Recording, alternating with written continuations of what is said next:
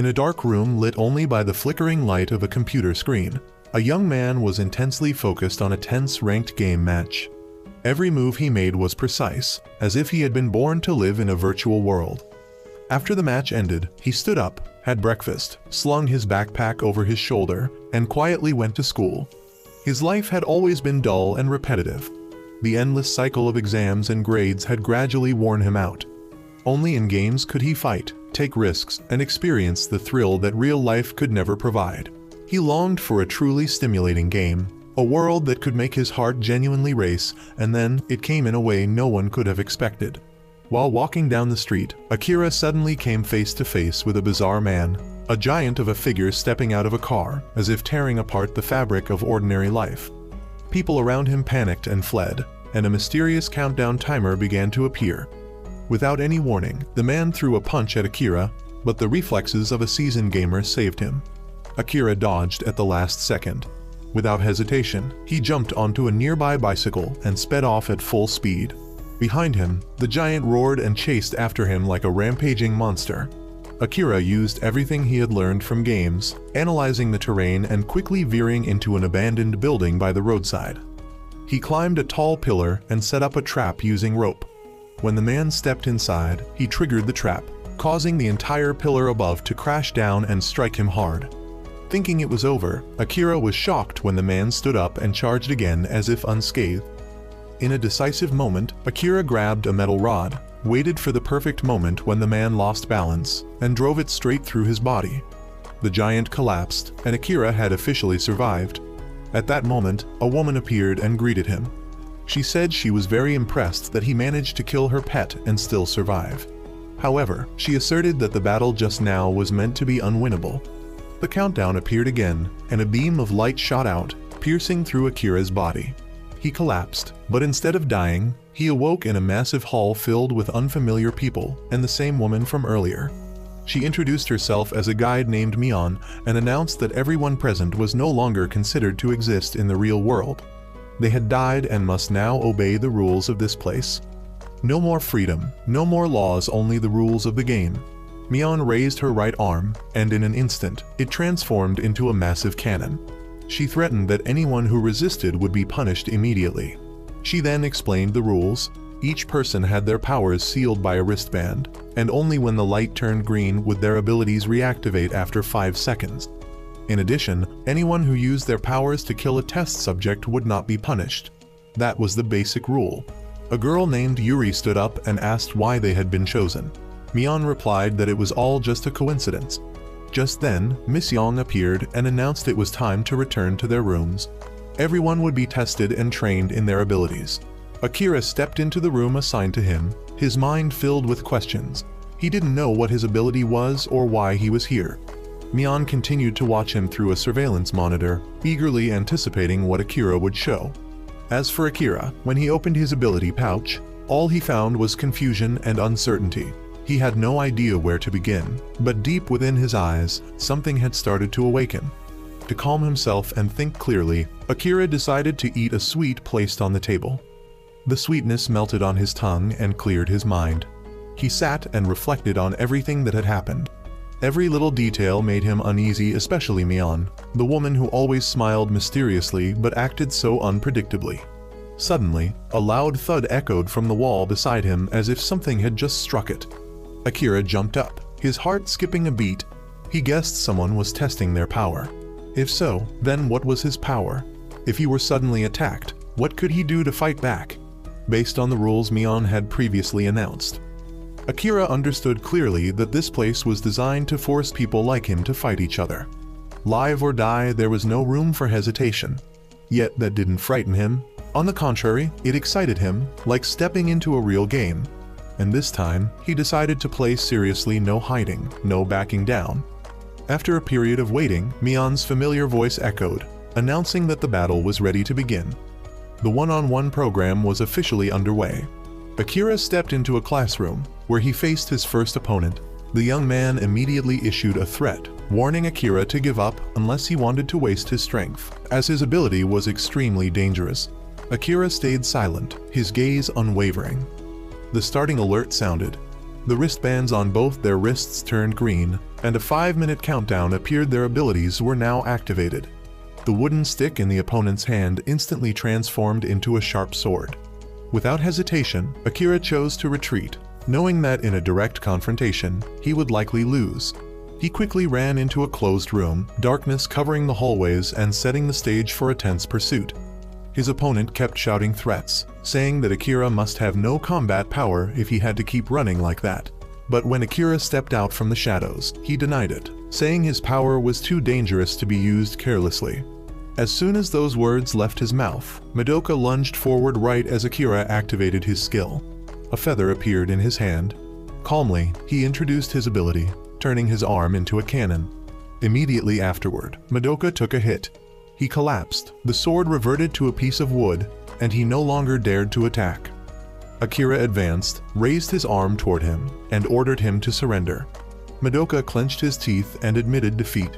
Mion announced Akira as the winner. Miss Yang, standing nearby, asked why such a powerful ability hadn't been used from the start. Mion just smiled slightly and asked back, did she really think Akira's ability was a cannon? It was all just an illusion. Akira had lied. He had deliberately borrowed the image of Mion's own ability to deceive his opponent. His true power was the Fabricator. He could possess any ability as long as the opponent believed it was real. The most important factor was the timing of the revelation, the moment when the opponent couldn't doubt. Akira had successfully created that exact moment and trapped Madoka. After the battle, Akira began to explore the limits of this ability. He understood that the content and difficulty of this world depended entirely on each person's power. For him, this wasn't just an interesting skill, it was a chance to flip everything upside down. For now, he would follow the missions assigned by the organization, but afterward, he would definitely make Mion regret ever giving him such an overpowered ability. On Yuri's side, she was determined to find a way back. Rewinding time to the past when she was still in the real world, she had always resented the phrase, "just a coincidence." When she and her two best friends came across a dog on the street, the dog was friendly to the others, but as soon as she reached out her hand, it growled and barked loudly as if she were the one thing that didn't belong in its world. Her friend simply said, "It's just a coincidence." When Yuri kindly offered a towel to a gloomy young man sitting by the roadside, it was just a coincidence that he turned out to be a stalker. From that moment on, he clung to her like a dark shadow that never left. When she returned home, her mother had also, coincidentally, brought home a man. That man had a daughter, and before long, her mother, coincidentally, had another little girl and forced Yuri to take care of her. She gradually grew tired of this life. But one day, she, coincidentally, saw that stalker standing on the rooftop, eyes blank, about to do something drastic. As someone who could never turn away from others' suffering, Yuri immediately ran up. She climbed out onto the railing, trying to pull him back, but he pulled both of them down instead. And so it ended with a death she never had time to understand. When she awoke from her memories, Yuri suddenly remembered the reason she had been brought to this place, and according to Mion, it was all just a coincidence. She had been confined in a room so tightly shut that even the door had no handle. Everything was cold and silent, like a form of invisible imprisonment. Driven to madness, Yuri kept kicking the door and screaming to be let out, demanding to go home. All of it was recorded on camera. Yuri said nothing, silently tearing open the blind pouch to study the ability she had been given. After reading the information, she walked to the wall next to the room, placed her hand on it, and closed her eyes. A sudden explosion echoed, startling Akira in the room next door. Excited, Yuri immediately tried it on the sealed door, but it was completely useless. The disappointment made her even more frustrated, and she began to think her ability was pointless. Yuri felt this world was utterly unfair, where nothing ever went according to plan. Back then, she had secretly saved up 1,000,000 yen without telling her mother, intending to move out and start a new life on her own. But when living with the new daughter of her mother's boyfriend, just a single glance or gesture from the little girl was enough to make Yuri remember her own younger self the day her mother bluntly told her that she too was just a coincidence, the result of a passing man in her life. Snapping back to the present, an announcement rang out. Yuri had been selected for the next one-on-one match. Her opponent was a giant, his massive body nearly 3 times her size. Every step he took made the ground shake, and the thick muscles on his chest tensed with each movement. The man greeted her, and the more he spoke, the more he revealed his true nature, a filthy, depraved pervert. He claimed he could tell from just a whiff that Yuri was still untouched. His ability was scent detection. In life, he was the type of man who hunted down and bought off high school girls, a disgusting monster in human form. As he charged toward Yuri, she instantly leapt up and delivered a powerful kick to his face, swelling it on impact. But to a pervert like him, the harder the target, the more aroused he became. He was no exception. He even shamelessly stripped off his pants to fight, clearly hoping to unsettle Yuri and make her avert her gaze. The sheer vileness of it threw Yuri off. She couldn't stay calm when forced to stare at something so revolting. The man lifted her high off the ground, trapping her in his muscular arms, his breath hot and heavy against her ear as he sniffed her like a lunatic. Yuri's struggles did nothing to stop him. On the contrary, they triggered a memory in him of the day he had assaulted a young girl. The girl, though small, was clever. After finding his business card and learning where he worked, she came back to extort him, demanding 200,000 yen or she'd expose him at his company. It was because of that greed that the girl's life ended at the hands of a monster disguised as a man. The pervert recounted this story with a twisted gleam in his eyes, admitting that he'd become addicted to that feeling. He thought he'd have to live without the scent of schoolgirls in this place, but then he met Yuri. Wasn't that just another coincidence? Those words, just a coincidence, cut through Yuri's heart like a knife. All the tragedies and resentments in her life had started with those very words. In that instant, Yuri activated her ability. She clenched the pervert's arm with such force that the muscles twisted and shrank under the pressure. Not stopping there, she unleashed a flurry of bone-crushing punches, her cold eyes now devoid of hesitation. Yuri's ability was a five-fold increase in physical strength, and when she hit, she did so with the weight of every pain life had thrown at her. The announcement sounded. Yuri was the winner. Miss Yong stood in shock. With a power like that, most people would struggle just to stand at first, yet Yuri had gone toe-to-toe with a giant pervert and crushed him without mercy. Only now did Miss Yong begin to believe what Mion had once said, that this was a skill only those with integrity and instinct could wield. Could Yuri be a genius? Meanwhile, Yuri clenched her fist tightly. In her heart, a vow echoed to her little sister Lilia, "I will come home to you, no matter what it takes." At the same time, Akira was sitting in his room, silently staring at the camera installed in the corner, thinking to himself, "I'll use this power to crush all of you." He was merely testing whether the organization could read his mind. But since there was no reaction, he guessed maybe they could read it, but were deliberately ignoring him. However, he didn't care much if they truly knew. Then he'd show them exactly what they wanted to see. Akira found his power strange. His body didn't feel tired. There was no sense of energy drain, and the power seemed to generate endlessly. He wondered where this energy actually came from. At that moment, Mion suddenly appeared and explained that it was lifespan, created from the life force of humans. Every time Akira used his ability, someone on the other side of the world would die. As soon as she finished speaking, Mion burst into laughter and said she was just joking. Akira snapped awake. It was just a dream. The door to his room opened and someone walked in to take him to the next program. Akira entered a new room where several people were already waiting. Mion's voice came through a speaker placed at the center of the table, announcing that the second program would be a team battle divided into 5-person groups and would begin in 2 hours. The combat group of 5 included Akira, Yuri, Kumajiri, Madoka, and Sawatari. Akira analyzed the situation. It seemed the goal was for them to kill each other, so there was a high chance they'd face many enemies. But if it was a team battle, effective coordination would require revealing one's abilities. He began to wonder whether he should tell his teammates the truth or not. The first to introduce himself was the old man Sawatari. He pulled out a button and turned it into a rope. His ability was to transform buttons into ropes. Yuri couldn't believe it and thought it was just a magic trick, demanding that he tell the truth. She then honestly introduced her own ability. Madoka had the power to turn tree branches into swords. Kumajiri wasn't quite sure what his power was. Seemed like he was invincible for 2 seconds, but since he hadn't dared to use it yet, he said, "seemed like." Besides that, he was also a professional wrestler. Finally, it was Akira's turn. Naturally, he couldn't reveal his trump card, so he simply claimed his ability was turning his arm into a cannon. Akira understood clearly that if he told the wrong person the truth, he could lose his life, so keeping this secret was a must. he suddenly asked Madoka about his wound, a seemingly casual question, but in fact meant to make everyone believe even more in the fake canon ability he had claimed.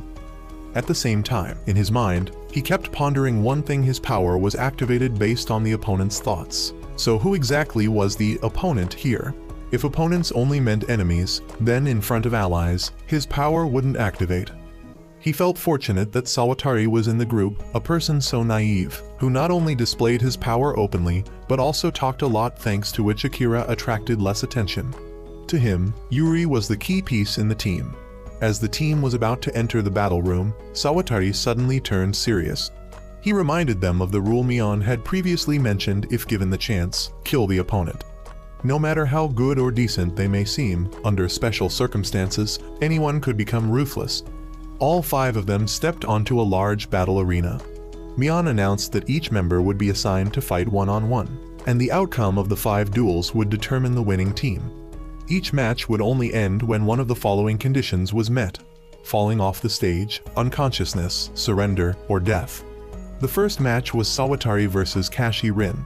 Akira quickly realized that the whole group had been tricked. From the way the 5-man team was arranged to the preparation time, it all led everyone to mistakenly believe they'd fight as a team. So everyone had casually revealed their real abilities, but in the end, it turned out to be one-on-one matches where there was no need to reveal anything. That meant they had accidentally provided information to people who could become enemies in the future. Akira had a strong feeling that everything so far was just the beginning of a much darker scheme. Sawatari stepped into the arena. He saw Rin, from beginning to end, was wrapped in a white blanket, looking as if she wasn't quite ready. Rin suddenly suggested, "Would you consider surrendering?" He curiously asked about Rin's outer cloak, wondering if her ability was related to it. Rin said it was just a misunderstanding and removed the cloak, revealing a pink bikini underneath that accentuated her voluptuous body. She subtly hinted that if Sawatari surrendered, she would repay him generously. Of course, he didn't give in to beauty, so he pulled out a button and proposed a game where whoever guessed wrong would have to surrender. Sawatari's teammates understood since his ability wasn't combat-oriented. He had turned it into a safe 50-50 bet. Rin picked heads, Sawatari picked tails. Just as the coin was tossed, countless sharp spears suddenly pierced Sawatari's back. It turned out to be Rin's doing. She pretended to bet, but had intended to eliminate him from the start. Akira also realized the flaw in Sawatari's strategy. If the enemy intended to kill from the start, this was how it would end. The moment he let his guard down, she struck. Before he could even understand Rin's ability, she had already put her cloak back on. Clearly, Rin hadn't made any large movements, but arrows had appeared from thin air. While everyone was outraged, Madoka said at least Sawatari's sacrifice helped them identify the enemy's power. That statement angered both Yuri and Kumajiri, who demanded he take it back. Akira grew worried the incident had caused internal conflict within the group and stepped in to mediate, since now was not the time to argue. The next match was Kumajiri versus Ringo. Learning from before, Kumajiri decided to close the distance quickly to respond in time. As soon as the handcuffs turned green and were released, he dashed toward the opponent, determined to push the girl off the stage gently so she wouldn't get hurt. But Ringo suddenly raised her hand and surrendered. Everything happened in a flash, shocking both teams. Returning to her side, she reported that she couldn't defeat Kumajiri. Even after using her ability to copy his power, nothing happened. Rin furiously grabbed Ringo by the neck, angrily yelling that she should have at least figured out Kumajiri's power, accusing her of intentionally holding back, saying if they lost, the entire team would be punished. Zokamyoin tried to calm Rin's rage and said she would win the third match, so Rin let Ringo go. Ringo's ability is to copy the opponent's ability at 1/10 strength. In truth, her ability also lets her immediately identify the copied person's power, so she learned Kumajiri's ability was to become invincible for 2 seconds. But since her version was only 0.2 seconds long, it was meaningless, so she surrendered. The third match was between Madoka and Zokamyoin. Stepping onto the stage, Madoka thought strategically with her hands bound. She couldn't draw her sword, and approaching recklessly would be dangerous, so it was best not to rush in. When the cuffs were released, Zokamyoin pulled out a slingshot. She was confident that striking first would secure her victory. Madoka took out a wooden stick and casually swatted away the steel marble that came flying at her. The marble transformed into a massive iron ball that slammed into the ground. It turned out Zokamyoin's ability was to turn a marble into a giant iron ball. Madoka felt lucky she hadn't tried to catch it. Zokamyoin quickly fired another marble, shortening the time so it would enlarge before being knocked away. Madoka slashed it apart with her sword and said her intentions were too obvious. Then Zokamyoin fired 3 marbles at once. Madoka either sliced or dodged all of them as he closed in on her. Internally, she thought Akira must have also realized by now her true ability was turning a tree branch into a sword that could cut through anything. Zokamyoin feared this opponent she had no chance of winning, but seeing Rin behind her filled her with dread and confusion. Madoka pointed her sword and said, "Your power can't beat mine. If you surrender now, it's still not too late." Zokamyoin, choosing to go all in, began frantically hurling marbles at her opponent. Giant marbles fell down one after another, surrounding Madoka in the center as if trying to block all of his paths. However, her efforts were in vain as Madoka was able to slash through them. Zokamyoin reserved the final marble for her opponent, and just as he cut through that one, it turned out another marble was already being launched. She approached him at close range by leaping high into the air and pulling the slingshot taut, believing that this way Madoka wouldn't be able to slash it. However, the rubber string of her slingshot was sliced through by a knife, causing the marble to drop. Zokamyoin realized that while he was in the blind spot of the marble, Madoka had snapped off a tree branch. As he pointed his sword at Zokamyoin and demanded her surrender, she suddenly said thank you, because he was so strong and overconfident that he had underestimated her and given her this opportunity. The last marble she had fired earlier had bounced off the cliff wall and rolled gently to Madoka's feet. Before he could react, it suddenly exploded and shot straight up, striking him in a vulnerable spot, making his cold face immediately twist in pain. Zokamyoin emerged victorious while Madoka could only clutch his wound and regret his arrogance that felt like divine punishment. The fourth match was between Koji and Akira. As he stepped onto the stage, Akira was still troubled by the old question who exactly counted as an opponent within the scope of his ability. Among the 8 participants, was it only the person in front of him who was considered? He looked at Koji and wondered if this person was the only valid target. Then when and how was that defined? Under what conditions? And with whom? When would his ability actually activate? Unable to keep guessing, Akira decided to carry out a real-world experiment. As soon as his handcuffs were removed, he checked his own team and saw no changes, meaning his ability couldn't activate with them. Relieved, Akira looked at Koji, who still stood still and showed no signs of attacking. Akira seized the chance to perform a second test. Suddenly, he turned and sprinted downward, startling both the platform and Koji. He stood before Madoka and declared that he would take care of him for being so arrogant and losing twice for that very reason. As soon as he said it, Akira's arm transformed into a giant cannon. The first shot exploded, smoke billowed everywhere, and an entire corner of the wall was blown apart, leaving a deep crater. Fortunately, Madoka reacted in time and dodged to the side. This unexpected performance frightened Koji, who realized that Akira even dared to attack his own teammate. Akira approached Koji and began his third experiment.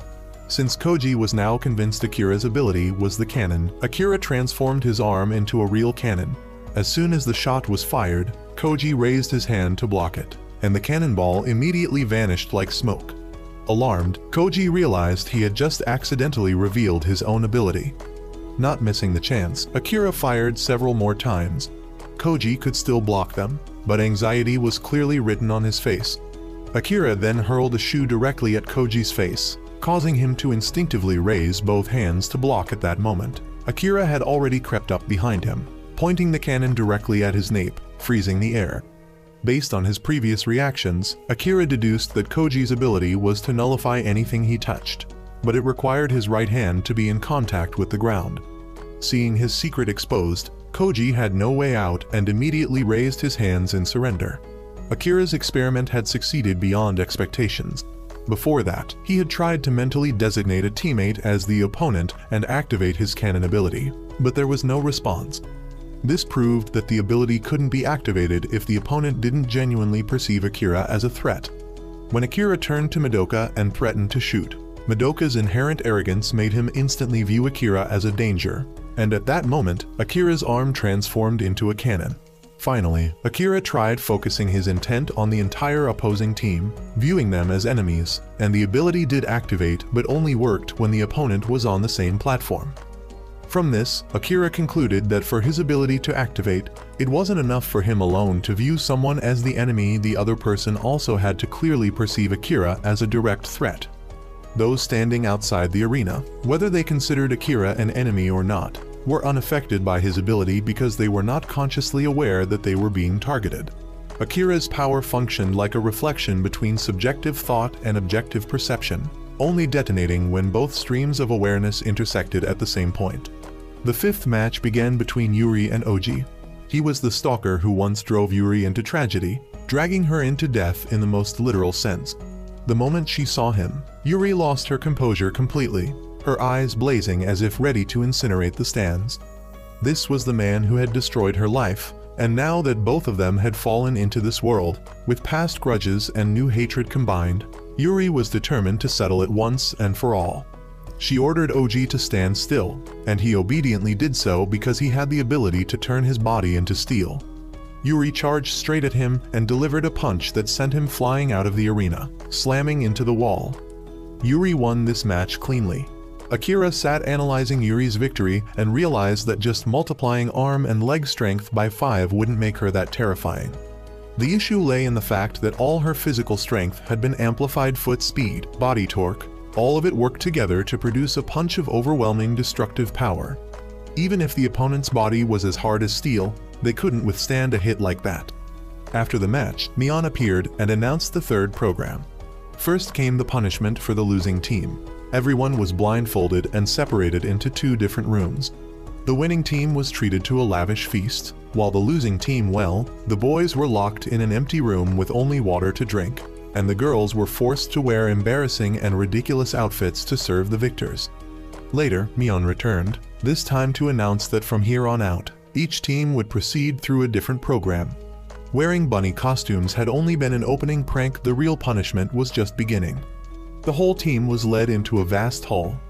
There, the staff said that from now on, each person would walk their own path, and only at the end would they find out what awaited them. Kumajiri, maintaining his big brother demeanor, reminded everyone that even if they became enemies, the goal was to stay alive and return. When the group had dispersed and only Akira and Yuri remained, he gently encouraged her to survive so she could return the handkerchief he had once used to tend her wounds. Yuri solemnly promised she would return. Then the 2 parted ways and stepped into their separate journeys. Akira entered a room with a stone pedestal bearing a telephone. Mion explained the third program. He currently had 100 points, and his task was to gather 1,000 points. The door ahead opened and Akira stepped into a vast space. Mion announced that 13 hours and 18 minutes remained. For the next 30 minutes, players would earn 10 points for each defeated opponent. Akira knew he was in Zone A and immediately chose to run down the road ahead. He quickly encountered his first opponent, but this person only wanted to talk. He had come to recruit, not to fight. At that moment, Yuri was being chased by a group and happened to cross paths with Akira again. It turned out that the 4 people chasing Yuri were from the red team, while the young man who approached Akira belonged to the green team. Both factions were trying to recruit members. The red team wanted to bring Yuri and Akira over to their side, but Katsuya, a member of the green team, didn't want that to happen. He used his ability to turn a tree branch into a bow and told the 2 of them to escape quickly. From the red team's side, Matsushita was dispatched since he possessed the power to turn his arm into a cannon. Yuri panicked and shouted that this guy had the same power as Akira. The red team's leader, full of confidence, immediately froze upon hearing the word same and instantly believed it. Seizing the opportunity, Akira tricked them into manifesting a cannon on their arm. He pretended to fire once and then ran off with the other 2. When Matsushita received the order to shoot, Akira waited for the perfect moment to fire back. The 2 streams of fire clashed, creating a massive explosion. Akira's cannon was clearly stronger, sending the entire red team flying. Matsushita then trembled like a leaf, unable to even stand. The whole team lost their trump card and fell into chaos. Once they were temporarily safe, Katsuya talked about the leader of the red team. This team was led by a pair who were both powerful in ability and wicked in behavior. Akira proposed to go to the green team's base. It turned out to be a peaceful farm where there were pregnant women, children, and the elderly. He felt that a leader who could protect such people must be trustworthy, and he decided to join. When he met the leader Yuto, the man was overjoyed to gain someone strong like Akira. When asked about Yuri's power, both of them were stunned as if struck by lightning because it was an A+ level ability, even surpassing a cannon. Yuto was so touched that he burst into tears, praising Katsuya for doing a great job bringing in 2 powerful members. He began explaining the situation of the 3rd program. Points from the device were the core of everything and could be earned by completing missions assigned by the organization. Points functioned as currency and were used to exchange for food, medicine, tools, or even information. Each person's mission was to survive and accumulate 1,000 points. When he first arrived, people split into small groups for convenience in moving and sharing points. But then a certain group suddenly grew to dozens of people in a short time, followed by rumors that they had started kidnapping those who didn't follow the mission. Akira guessed that the red team didn't intend to leave this place to proceed to the next program. Yuto agreed, saying that no one wanted to stay here forever, but the next program might not be any easier. The red team chose to build their own kingdom by using strength to dominate, preferring to be kings here rather than continue forward. At the same time, the red team's leader Ikai was interrogating the 4 men who had failed to capture people. Rin had now joined the red team. Ikai wanted to execute the 4, but deputy leader Mayasa stopped him because she didn't want to get blood on her clothes. Thanks to that, the 4 escaped punishment. However, Mayasa began to take notice of Akira, believing that aside from the cannon, he was hiding another secret. Yuto continued to explain the current factions. The red team ruled the weak through violence and was known for enslaving people. Unable to just stand by, they formed the green team to protect the weak. There was also the blue team, a neutral faction that didn't interfere with either side. Thus, the situation was currently divided into 3 clear factions. The red team was the human hunting faction, the green team opposed them, and the blue team remained neutral. Yuto believed that in the near future, the green team would inevitably have to confront the red team, and therefore greatly needed Akira's group's help. Yuri immediately agreed. When he turned to ask Akira, the boy didn't respond but stepped forward and tried to use his cannon to threaten Yuto, only to find that his ability wouldn't activate. He began to suspect that Yuto had the ability to suppress others or simply didn't trust his own power. But a few seconds later, the cannon did actually appear. Yuto was surprised and asked if there was anything else Akira needed from him. If he fired, maybe he'd find the answer he was looking for. Akira decided to fire. The cannon shot that Akira released didn't cause even the slightest injury to Yuto. Faced with Yuto's calm reaction, Akira realized that Yuto wasn't simply testing his power, but wanted to see if he was truly capable of standing against the dangerous forces to come. Yuto's ability could even withstand the cannon, and he had purposely allowed Akira to shoot in order to confirm it. Akira clearly knew that the man had doubted him at first, yet now let him fire freely, truly an unpredictable leader.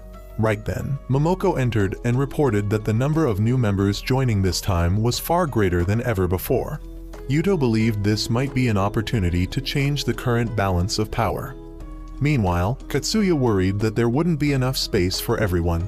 He then suggested that he and Yuri share a room. When they finally had some privacy, Katsuya quietly handed Yuri a piece of paper. Yuri nervously thought he was about to confess his feelings, but it turned out the paper said, "My real ability is telepathy." Under Akira's guidance, Yuri closed her eyes and focused on imagining that the boy was sending words to her. A moment later, his voice echoed in her mind, telling her to signal if she could hear him, and to her surprise, Yuri really did hear it. Both were overwhelmed with joy for successfully establishing telepathy. Akira suggested they use this method to communicate from now on to avoid being eavesdropped on. He understood all too well that as a leader, Yuto would definitely be wary of anyone with superior abilities, especially those whose trustworthiness had not yet been verified. He affirmed that they should become a pair who coordinate their abilities, and if Yuri needed anything, he would give his full support. During their conversation, Akira gradually understood the reason behind Yuri's determination to return. She was searching for her younger sister Lilia. His own goal, however, was different. He wanted to beat the game and have a rematch with Mion, the one who had given him his power. He swore he would make her regret turning him into a tool. After everything, he had come to fully trust Yuri, even revealing that his real power was not telepathy or the cannon, but the ability to recreate the powers the opponent believed they possessed. At that moment, his phone rang, displaying an image of Mion. It was an announcement for a new quest, large-scale subjugation, which would begin at 9 am the next day at the ruins of District D's Plaza. Each ghoul defeated would yield 30 points, and during the quest, players were not allowed to attack each other. The next morning, Yuto assigned teams and sent Akira and Yuri to serve as guerrillas, as it would be easier to use powers with fewer people. When they arrived, Mion sat atop the ruined plaza and welcomed them to the official program. Grotesque ghoul monsters appeared, identical to the one that had nearly killed Akira in real life. The battle began, and the ghouls furiously attacked. Yuto immediately commanded the tank units of each team to form a defensive circle. One ghoul charged at him but couldn't make contact and was instantly restrained by a tank who grabbed its arm. Then, the executioner group rushed in and decapitated it. The three-layer coordination of tank, restrain, and executioner ran smoothly. Akira quickly dispatched a ghoul with his cannon. IG, the leader of Team D, whose ability was Iron Wall and whose body was as hard as steel, stood as the main tank.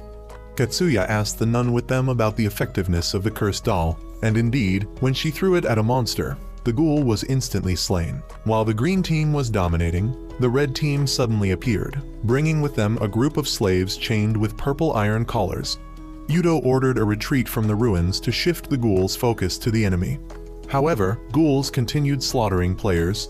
Mayasa, with the power of high-interest lending and forced debt collection, ordered the slaves to attack the ghouls. He was eagerly waiting to see how Yuto would react.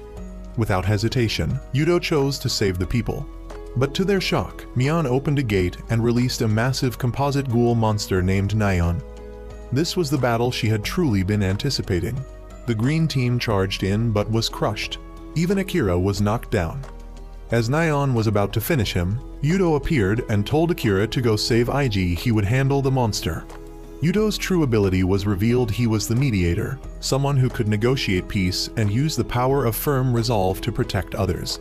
Even when attacked by Nyan's flurry of kicks, Yuto remained standing, swearing he would never allow anyone precious to him to be sacrificed again. With a lightning-infused strike, he punched the monster, creating a gaping hole in its chest. The entire plaza shook. Just when they thought it was over, Nyan suddenly rose again. It had devoured the corpses of its kind and regenerated its lost parts, becoming even stronger. As the now unstoppable Nyan rampaged, it was suddenly struck by Akira's cannon. Yuto immediately shouted in anger, demanding to know why he had returned. But Akira had already calculated it. He came back because he had devised a strategy. He and Yuri charged in together, communicating via telepathy so no one else would hear. After luring Nyan into a suitable position, just as it hurled a punch at him and kicked up a thick cloud of dust, Akira suddenly appeared, shoved the cannon barrel straight into its mouth, and fired. It seemed like it was over, but Nyan rose again. At that moment, Ikai charged in and landed a punch that sent its head flying off its body.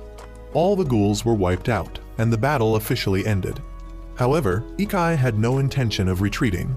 He declared that he wanted to fight Akira's group 2 against 1, or 3 against 1 if Yuto could still fight. Just as the tension reached its peak, a loud explosion rang out. Mion's cannon had fired straight at Ikai. She coldly stated that she never announced the mission was over. If there's a fight, then fight a proper war. She announced a war game between the red team and the green team, King Hunt. The two teams would be placed in separate zones, and the one that eliminates the opposing king first will win.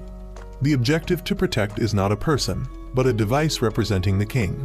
Teams are allowed to use any method to steal the opponent's device and connect it to their own system. Mion gave Ikai a hint. Players can hunt down enemy team members to accumulate points, which can be exchanged with her for advantages, such as activating handcuffs that disable any one person. Akira immediately understood that this meant he could lock the opposing leader's ability and then kill him. After the king hunt, one of the two teams, green or red, must be completely eliminated. Mayasa clearly proposed that if the red team wins, the entire green team must die. Only then would it be a thorough resolution. The King Hunt war game would begin in 7 days. Back at base, Yuto called Akira into a private room and bluntly asked about his true ability. He had noticed that the ghoul's attack clearly hit its mark and Akira should not have been able to dodge. What exactly did he do? Akira admitted that his ability wasn't the cannon, but didn't say anything more. At that moment, Kumajiri happened to rescue a green team member from the red team and brought her back to base. There, he met Akira and Yuri again. While everyone was gathered, Mion once again broadcasted an announcement about the King Hunt game. Anyone could join midway and was encouraged to plunge into the war. Akira increasingly realized Mion's scheme. She had orchestrated everything from the start to make the two teams kill each other. While everyone was still being manipulated, the most dangerous one was no longer Mion, it was Mayasa, the deputy leader, who had already started exploiting the situation. Akira began to worry what could he do in the next 7 days, and how should he prepare. At that moment, Ringo came to thank Akira for saving her during the battle with the ghoul. However, during their conversation, she accidentally let slip that she knew his true ability. Realizing she had said too much, since this could be a life or death matter for Akira, Ringo confessed that her ability lets her know others' true powers. For example, she knew Kumajiri's invincibility lasts only 2 seconds. Akira immediately pulled her into a private room and coldly asked why she revealed that. Ringo didn't hide anything. She frankly said her ability is to copy 1/10 of someone else's power, and thanks to that, she can recognize the nature of the power being used. A very useless ability on its own, which is why she needs a partner. She suspected that Akira's ability was similar and asked to become his partner. Akira took note that she even knew the powers of the red team members, and Ringo nodded in confirmation. Not long after, Akira invited Yuri to go with him to meet the blue team. Meanwhile, on the red team's side, 2 key members, Renka and Kamui, were summoned. Mayasa gave clear orders: if you see the enemy on the road, kill them without question. At the same time, the red team member who had been captured by the green team was rescued and brought back to report that the mole had personally witnessed the moment Akira was hit by the ghoul and was completely unharmed, then immediately counterattacked with the cannon. This clearly proved that Akira's true ability was not artillery. Mayasa received the news and immediately informed Ikai. Both of them realized that their King Hunt strategy had to change because the most dangerous person now wasn't leader Yudo, but Akira, with a power none of them could begin to understand. Akira took Yuri to train, knowing he had to prepare for the upcoming battle. He discovered that Yuri had the ability to imagine, and he wanted her to try imagining who she was. Yuri gave it a try and saw that he had turned into Ringo. He realized that she must have met Ringo the day before. Akira had to explain that she had discovered her own power. At this point, the only option was to bring her over as an ally, and between them there were some secret agreements that Yuri was not aware of. When they arrived at the meeting spot with the blue team, that team was already waiting in the forest. The temporary leader of the blue team, Amoto, asked what business they had with him. Akira talked about an upcoming war between the green and red teams in the form of a quest. According to the rules, anyone could freely join the green team, and he wanted the support of the blue team to join as well. He told them that simply participating would earn each member 200 points, and if they managed to steal the device from the red team, they would be paid an additional 500 points. The blue team was currently using all of its accumulated points to recruit mercenaries. Omoto had a request. If his personal condition was met, he might relay the request to his team. He pointed at Yuri and asked to use her as an exchange token, but Akira immediately refused because no one could replace Yuri. If they wanted her, then Omoto himself had to participate and follow Akira's orders. Omoto did not agree to join but said he would pass the message on to the blue team. Before leaving, he added that they wouldn't be able to pull it off anyway. This outcome was already predetermined. There, they also ran into Madoka, who threatened Akira that he would join the red team to become his rival. But Akira didn't care and turned his back indifferently, which enraged him. In Yudo's meeting room, Madame Momoko, representing a group, came to discuss joining the war as a medical team. Yudo accepted because he knew they weren't a burden and each had something they wanted to protect. Moreover, medical teams were essential on the battlefield. The night before the battle, the entire green team gathered for a barbecue, enjoying a peaceful evening before the fight. The next day, the green team arrived at Tower Area 5, where the quest would take place. It turned out that Akira and Yuri's frequent outings were actually to scout and confirm the battlefield location for this mission. From that, they were able to understand the terrain and form strategies. The staff instructed them to turn on their devices. Mion appeared in a video and explained the mission once more. The quest would be completed by stealing devices from the opposing team. Each stolen device earned 1 Mion point. Any device that was stolen would be counted as dead and unusable. The device was linked to a wristband. If it was more than 3 meters away from the wrist, it would also be considered dead. When considered dead, the wristband would activate and the user would no longer be able to use energy or abilities. Additional rules included that inside each tower in the battle area, there would be a device pole. Dropping a device into it would grant 10 Mion points. Accumulated points could be used to ask Mion to broadcast announcements, recover devices, seal abilities, ask for measurements, etc. The final objective was to kill the enemy king's device. Toru knew that sealing the enemy's powers was the key to victory. That team would also try to seal their leader's power, so they had to stop it at all costs. When the red team appeared, the staff announced it was time to choose the king of each team. Mion declared the start of the large-scale mission, Hunt the King. Yuto announced that their first goal was to capture the towers. They had to take at least 3 towers and fortify them, block the Red King's abilities, and predict the Joker troops' actions to apply their strategy. That way, they would win. And one more thing, he said he was truly grateful that everyone had followed him this far. The reason he was here was definitely because of this. Thanks to everyone, he had beautiful memories. Thank you, he said. The entire green team excitedly charged toward the towers. Akira knew there was one thing completely different from the first and second programs. Everyone now carried their own beliefs and determination as they entered. Katsuya reported that his squad had taken one of the towers. They swore to defend the tower to the death. Although they had the advantage in numbers, the members of the red team were overwhelmingly strong. Among them, Ikai was the strongest and also the king of the enemy. When Asuka's second team arrived at the second tower, they encountered Ikai. She couldn't believe it, the enemy king was here. The red team's motto was, "Even the king hunts." Using the device, Asuka was certain Yuri and the others were on their way. Until then, she only needed to hold him off. She swung her sword continuously at Ikai, but he calmly dodged every strike. He easily blocked her sword with just one hand. At that moment, she smirked coldly. He had fallen into her trap. Asuka's ability was to alter the weight of her sword, and the ground beneath Ikai trembled under the crushing pressure of the sword he was blocking. However, Ikai shattered the blade with a single punch, then kicked Asuka into the wall. He tossed her a wooden stick and told her to pick it up and fight him. Weren't her teammates almost here? When they arrived, he would play with her. Kumajiri knew Asuka was fighting Ikai and told the others to go assist her while he stayed behind to protect Haruka. Her ability to control air currents was the key to defending their base.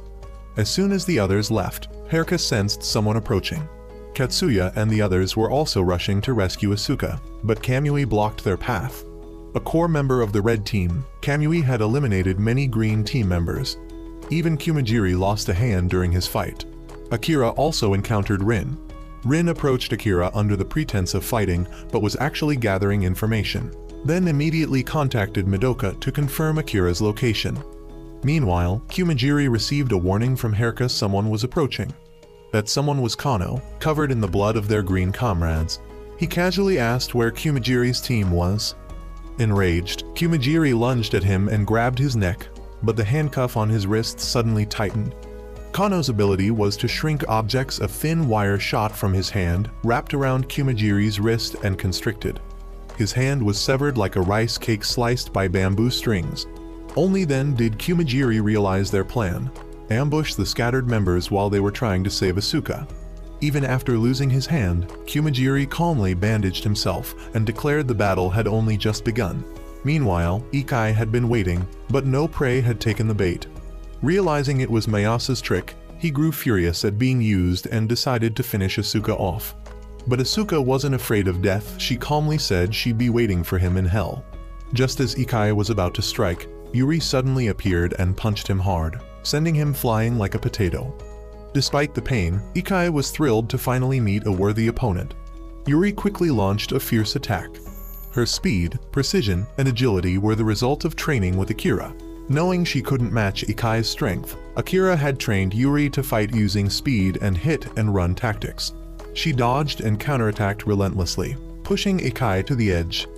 But when he finally grabbed her arm and pulled her close, seemingly turning the tide, it turned out to be a trap Akira had planned. Using his reflex to pull her in, Yuri kneed him in the stomach, followed with a flurry of kicks, and finished with a knee straight to his face, drawing blood. Instead of being discouraged, Ikai became even more excited, while Yuri remained ready to keep fighting. Meanwhile, Yuto discovered that the true spy wasn't just one person. The first was exposed thanks to Ringo, who had verified everyone's abilities at Akira's request. That one had joined the medical team and then mysteriously died after asking Ringo for water. Immediately afterward, the base reported enemy forces approaching. This led Yuto and Ringo to realize that the true traitor was Momoko, who had done it all to protect someone.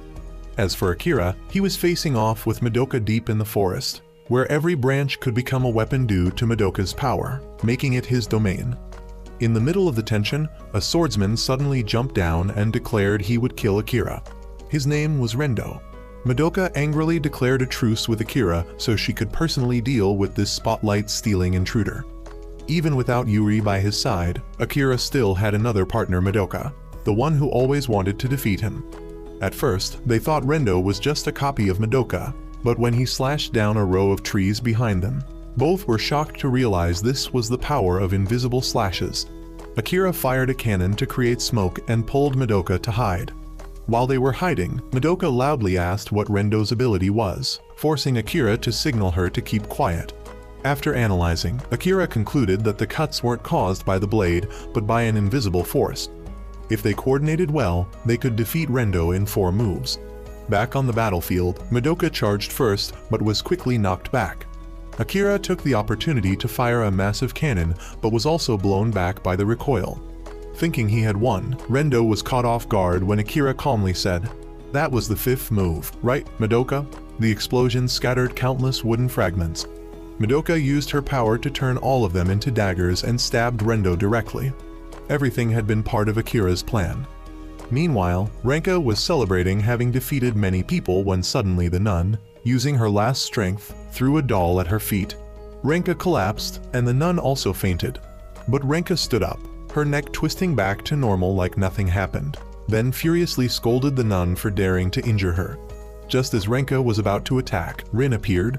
Coldly, she pointed out that she had seen Renka's immortal neck. The two clashed. Rin revealed her ability to turn blood into weapons when injured. She released sharp drops of blood that slashed Renka's face and destroyed a plane behind her. For the second strike, her blood formed swords that pierced Renka's body. But Renka still didn't die and kept charging forward. Rin skillfully dodged, causing Renka's knife to get stuck in a tree, then gently brushed her hand over Renka's wrist. A handcuff appeared and locked her to the tree. Rin went searching for the one controlling the machines behind the scenes and discovered a boy pushing a wooden crate behind some bushes. She stabbed straight through the crate and blood gushed out. Renka collapsed, drained of all strength. It turned out Renka wasn't immortal like the tanks and helicopters, she was merely a puppet, and the real body was the one hiding inside the crate, now pierced by Rin's sword. Rin never believed Renka was immortal because she was sure Mion wouldn't allow someone with that power to exist, so she guessed the real body must be elsewhere. The boy pushing the crate confessed he had the power to turn toys into objects and was being used as a slave. Rin had calculated everything whether the red team won or not. These people wouldn't let her go, so she would strike first. Her deal with the blue team was that she would kill one of the leaders, and after that, they would report to Mion that she was a spy. This way, regardless of which team won, she would be safe. The boy was also eliminated to silence him. At the same time, the battle on Kumajiri's side became intense. Kano wanted badly to see Kumajiri in submission. Herka, using her ability to sense airflow, realized he was in danger. Akira was examining Rendo's sword. Inside the scabbard were 2 layers of wood. Madoka realized Rendo had transformed the inner layer of the scabbard into a blade that could cut through anything, then slid it out. On Kumajiri's side, Kano threw a restraining wire that wrapped around Kumajiri's wrist and activated his shrinking power. He had also laid a few high-tech wires underfoot, which wrapped tightly around Kumajiri's ankle. Kano activated the shrink, forcing Kumajiri to grit his teeth as a part of his body was severed. Kano then looped wires around Kumajiri's neck. At this point, Kano was toying with his opponent's life, wanting to see him beg. Kumajiri had only one thing to say: that he would never forgive Kano. Just as Kano was about to pull the wire, Haruka appeared, throwing herself at Kano and knocking him down. When Kano angrily threw a dagger to make Haruka suffer, Kumajiri used his own body to block the attack. At that near-death moment, he remembered the past when his brother was still alive. A tragic accident had taken his brother's life. But his promise to Kumajiri still remained: that he would always be by Kumajiri's side and be his partner. The spirit of his brother appeared behind him and asked Kumajiri, "You haven't used your ability because you don't want to let me down, right? But it's enough now. You have something you want to protect, don't you?" In that moment, for the first time, Kumajiri decided to use his power, becoming invincible for 2 seconds. His entire body was clad in magnificent iron armor like a warrior. Even though he was completely bound by Kano's ropes, his brother encouraged him, telling him that he was invincible. In those mere 2 seconds, he sent Kano off. On Katsuya's side, he fired an arrow at Kamui, but the arrow was turned into dust by the man's palm. He was very disappointed that he couldn't reach Asuka, but vowed to fight until his last breath. While he was desperately preparing to die, Akira appeared. He replaced Katsuya in this battle so that Katsuya could run off to save Asuka, because he knew he himself would leave Program C, while Katsuya would remain at the base. This place couldn't do without him. Akira's true target from the beginning was Kamui. When his stone hit the man, it dissolved into smoke. He speculated this must be a chemical reaction. That also explained the burn marks on Katsuya. Kamui then exposed Akira's secret. When Akira used the stone to probe him, Kamui realized he couldn't use any divine power. Kamui was curious about the condition to activate Akira's ability, but when he saw him holding Rendo's sword, he was utterly stunned. Kamui couldn't believe Akira had defeated Rendo, and assumed he had used a copy ability. That single strike sent Kamui to the afterlife. It turned out what Akira was holding only existed because of Kamui's belief. Akira discovered that the invisible sword technique was Kamui's ability. Taking this opportunity, Akira took Kamui's device and connected it to his own. To let Kamui die in peace, he didn't reveal what his divine power was, only disclosed that the information they had was leaked by him. Using divine power with no divine effect, this vague info would stir the enemy's imagination. That was Akira's goal. On Yudo's side, they were analyzing the spy's death and guessing who the second person was when he was suddenly shot by Momoko's cannon arm. In utter disbelief, he had known the truth, but didn't want to believe that the person he once trusted was the traitor. It turned out that the Red Team leader and his companion were both Momoko's sons. She even used Taro to threaten them to drop their devices and seal their abilities. Faced with a child's life, Yudo made his decision and threw away his device. A dead message appeared on screen. She was the one who ended Yudo. Just as she thought everything was over, Ringo appeared and declared that it wasn't the end yet. Mayasa also received a message from Mion saying they hadn't won yet because the king of the green team hadn't been defeated. Seeing Akira walk in, he immediately realized that Akira was the king. On Ringo's side, she was being chased by Momoko, who demanded she reveal who the king was. After hiding for a while, Ringo finally mustered the courage to demand Taro back from Momoko. At that moment, she used the enemy's copied ability. When she fired, she noticed that although the power was exactly 1/10, the speed of the bullet was also 10 times faster. Obviously, her opponent also knew this. The two of them fought fair by placing Taro aside and having a cannon duel. Ringo instinctively fired shots, engulfing the area in thick smoke, and the opponent disappeared. Suddenly, Momoko ambushed her from behind a tree. She rushed in and beat Ringo, knowing her timid personality lacked the courage to kill. Ringo made her resolve. She fired the cannon at the cliff, causing boulders to fall. She thought if she had to hand Taro over to such a cruel woman, she'd rather let him die. Momoko frantically dug through the rubble, but there was nothing underneath. It turned out Ringo had picked up the child. She had planned this all along to reclaim Taro. She firmly demanded that Momoko seal her powers herself. In the end, Momoko finally gave in and threw the device toward Ringo. Just as Ringo bent down to pick it up, the old woman took the opportunity to lift a rock with the intent to assassinate her. But Ringo noticed and fired a shot at the large rock above, causing an explosion that sent debris tumbling down. At the same time, Mayasa had discovered Akira's team's strategy to eliminate the leader and end the match. On Yuri's side, Madoka had joined the battle. In addition, Kumajiri had also entered the fight. Mayasa realized that Akira had used points to buy his position from Mion. Akira found himself in a dire situation, surrounded by a group of people. Despite the encirclement, he refused to give up and fired a cannon at Mayasa. However, his shot was blocked by a stone marble from Zokamioin, who had become Mayasa's slave. With a snap of his fingers, Zokamioin launched a second marble. A man stepped forward and touched it, and the marble was sliced into countless tiny shards that ricocheted back toward Akira. Akira recalled what Ringo had once said: Ikai and Mayasa had cooperated to create slaves. When she and the others were captured, Ikai appeared, intending to kill them. But Mayasa objected, giving them hope. That hope was exactly the condition needed to activate his ability. Those he saved would become slaves forced to risk their lives for their master. That's why Mayasa was so confident, thinking everything was going according to plan. But Akira wasn't afraid at all because their weakness was not knowing what his true ability was. Still, Mayasa didn't care. At that moment, Mayasa revealed that he had merely been indulging Akira, who was stalling for time. The moment he stopped attacking, and Akira thought, "This is going well," the slave contract was established. A collar appeared around Akira's neck, symbolizing his status as a slave. The slaves closed in and pinned Akira down. Even teleportation couldn't help him escape. Mayasa ruthlessly stabbed him. His goal was to force Akira to reveal the ability he had used before. Mayasa believed he was the true master of this game and had lured Akira here, but Akira calmly asked, "What if it were the other way around? Isn't it true that I'm now in a position to negotiate with you directly?" This key phrase reminded Mayasa of Yuto's ability. The knife he stabbed with was caught barehanded by Akira. Akira had successfully obtained Yuto's ability thanks to Mayasa's belief, which Akira had subtly manipulated through misleading hints. The chains around the slaves' necks disappeared. Luckily, Akira had prepared well in advance and stuffed packs of beef inside his clothes, which saved him from the stab earlier. To counter Mayasa's plan, they had prepared extensively. Everything had been arranged by Akira from long ago, starting from the day he said he wanted to invite Yuri to find Kimijiri. When Kimijiri caught the slave hunter from the red team, Akira had Yuri imagine herself as someone else to test something. Then, he asked her to imagine being that very slave.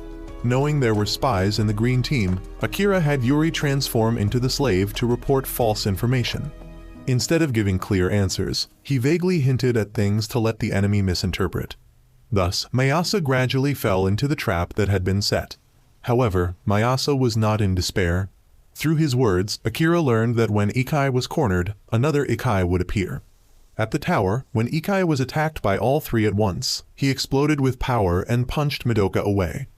Ikai said that no one who had seen his pathetic form had ever lived to tell the tale. Childhood memories flooded his mind, years of enduring beatings, and that only further fueled his spirit.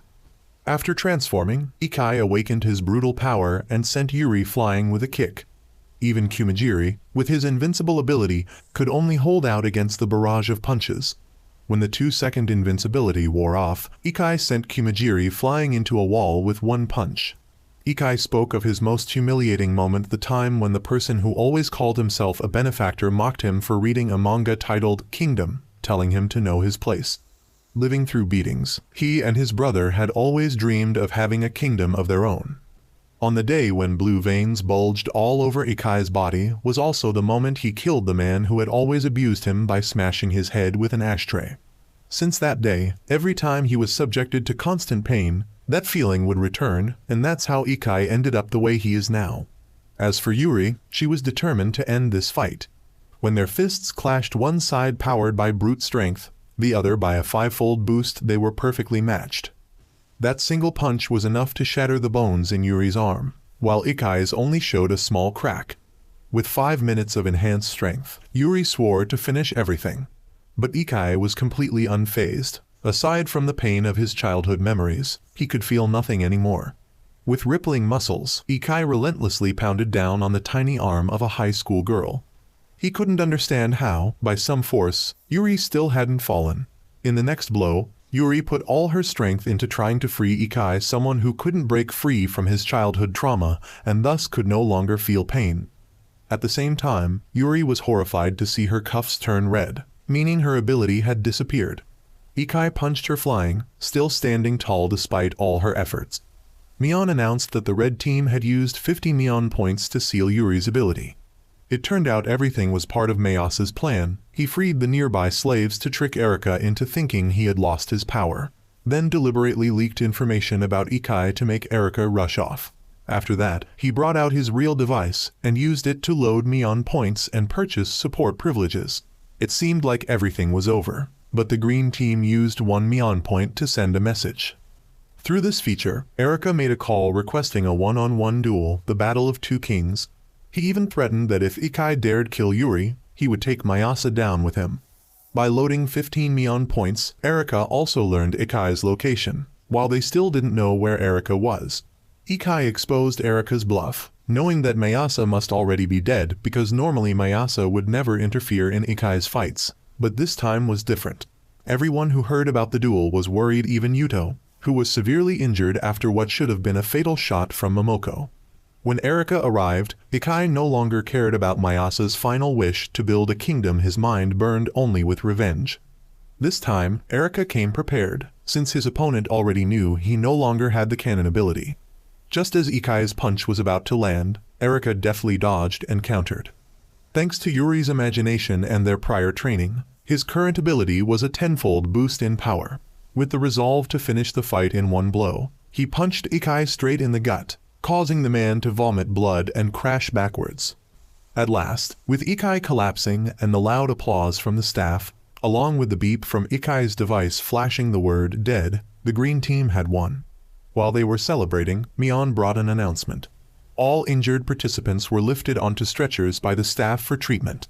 Mion told Erika to wait for her at the tower ahead while she went to make preparations. While resting by a stream, Erika met Emoto, who cryptically hinted that he had seen everything about Erika's intriguing ability. Erika knew he had to stall for time to gather information about his opponent. What did he see? What was his power? What could be extracted to gain an edge? But Emoto didn't beat around the bush and immediately revealed his true ability. He conjured a cannon from his arm and fired straight at Erika. This time, Emoto had come to ask Erika to deliver a message to Mion that he was going to act as well. His goal was to kill Mion with his own hands, so he needed Erika's help and arranged to meet again in the 4th program. As he lost consciousness, Erika seemed to return to the real world. He woke up in bed murmuring, "Just another dream." Erika resumed his boring daily life, eating, going to school, skipping class, playing games. A tense game filled with challenges, enemies, and obstacles was the only thing Erika could immerse himself in. His heart was searching for that, so he would keep going. And today, he met Yuri again, his wonderful partner in the game. She was so moved she rushed to hug Erika tightly. There might still be challenges ahead, but at least this time, they were no longer alone.